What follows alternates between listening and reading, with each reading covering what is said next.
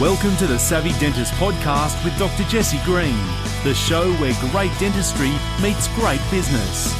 Listen in each week as we bring you an inspiring person who will share their story, ideas and business techniques to help you create a practice and a life you love.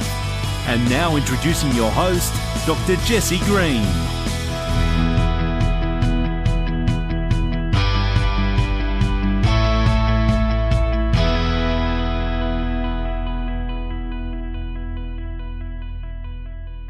We are going to start today with the concept of meeting with purpose.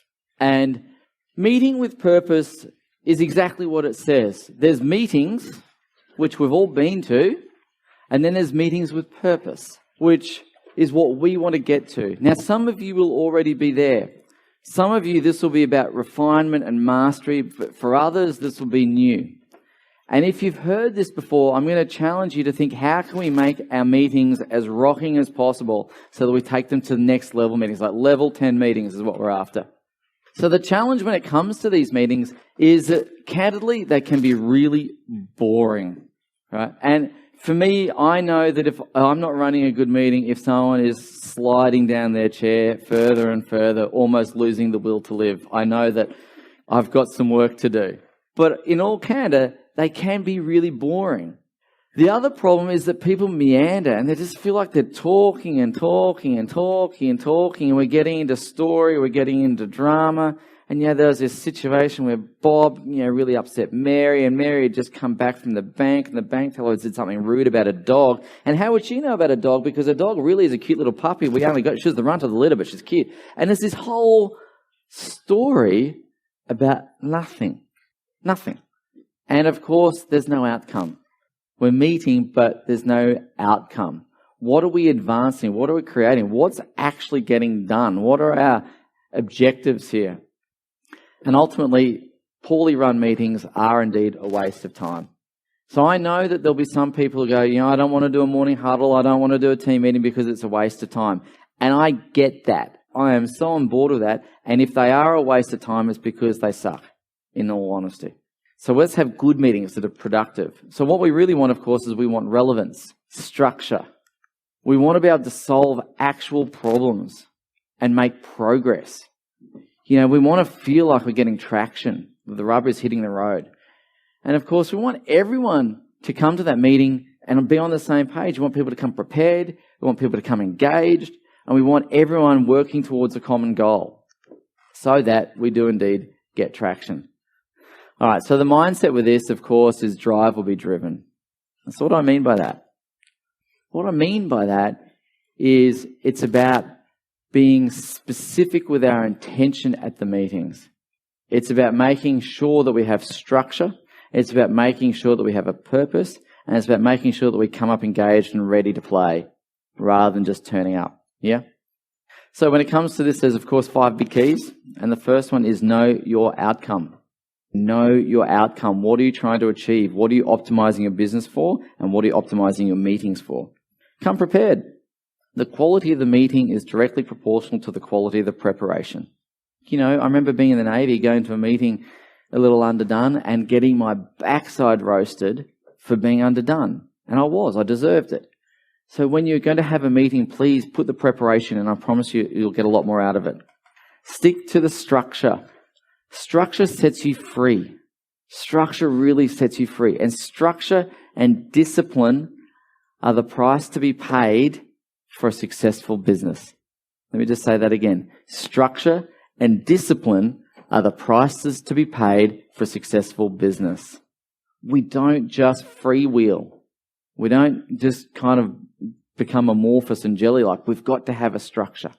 And we need to have a meeting rhythm. Not all meetings are the same. We have different meetings at different frequencies for different purposes. So we might have a daily huddle and a weekly team meeting, but they're different meetings for different purposes.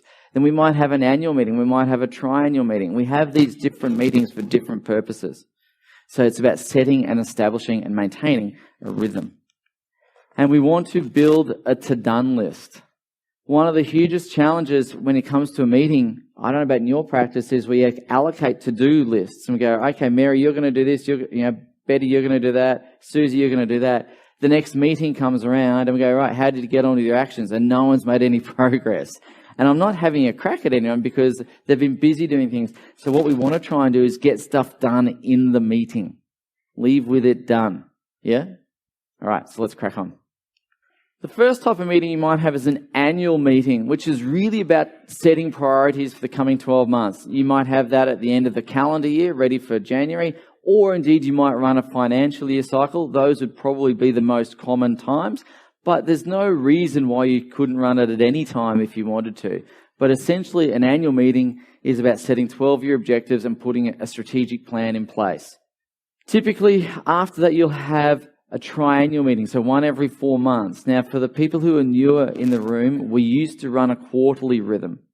And reporting is great from a business perspective because we do BASs each quarter and so on. But when it comes to performance and getting things done, there's been a stack of research in the business literature which shows that running a 4-monthly cycle is better, because what happens is that try to run quarter upon quarter upon quarter, we end up sprinting and then we break for a nanosecond, and then we have another sprint and break for a nanosecond and then sprint again.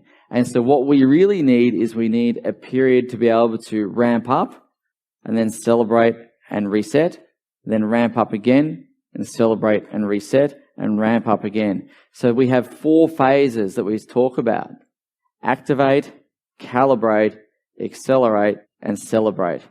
Now, even though that rhythm is very well established now in business circles, I must give credit to the language around those. Some of you will know Simon Bowen from a previous workshop, and he's the one that gave those labels and language to that. We have a weekly team meeting. Many of you will be familiar with this. Many of you will be running it. Whether you choose to do weekly or fortnightly, I think weekly is great, but for some people, fortnightly is better. I don't want to split hairs over that, but certainly no less frequently than that. And then, of course, we have our daily huddle. Now, the key thing to understand is all of these meetings have the underlying structure and they are all the same. What we're looking at here is, what are our wins? What progress have we made? What roadblocks are we encountering? And what's our action plan? So every meeting runs the same basic structure. It's not a new structure every single meeting, but underpinning all of this is wins, progress, roadblocks, and action. So let's talk about this. When it comes to wins, we want to celebrate the wins. We want to get excited. We want to make sure that we're high-fiving, because progress is great. Perfection is the enemy of progress. And for me, I want to celebrate progress, that today I'm better than I was yesterday, even if it's by a bit. If I'm better today than I was yesterday, that's progress. I don't have to be perfect. When it comes to progress itself, I want red or green. Are we on track or are we off track? Binary. Is it in or out? So what happens with this is we can get sucked into story. We can get into justifying. We can get into blame if we slip below the line. Oh, it's not done because, Susie's cat needed to go to the cat washer and, all of a sudden there was a flea that jumped out of its ear and bit her and, God knows what else, right? It's easy to get sucked into story. And so if we've made good progress, we get excited. That's a win. If we're stuck, we move to roadblocks, all right? And when we're at roadblocks, we sort these roadblocks with a triaging system. And you can use any triage system you like, but the ones that we use is if we solve this one, which is going to get us further fastest. Does that make sense? Which of these roadblocks, which one is the priority? If we solve this one, which is going to have the biggest impact? And we can use the GROW model, which many of you would have heard about. And that stands for goal, reality, options, and way forward. So what's our goal here? Where are we? What could we do? Here are our options. Okay, what will we do? So that's what GROW stands for. It's a very, very commonly used coaching model. It's incredibly powerful. And then, of course, actions about smart processes, specific, measurable, attainable, realistic, and time-bound is what that stands for. Thank you for listening to the Savvy Dentist podcast with Dr. Jesse Green. For more free tools and resources, join the free Facebook group. Visit drjessegreen.com/Facebook.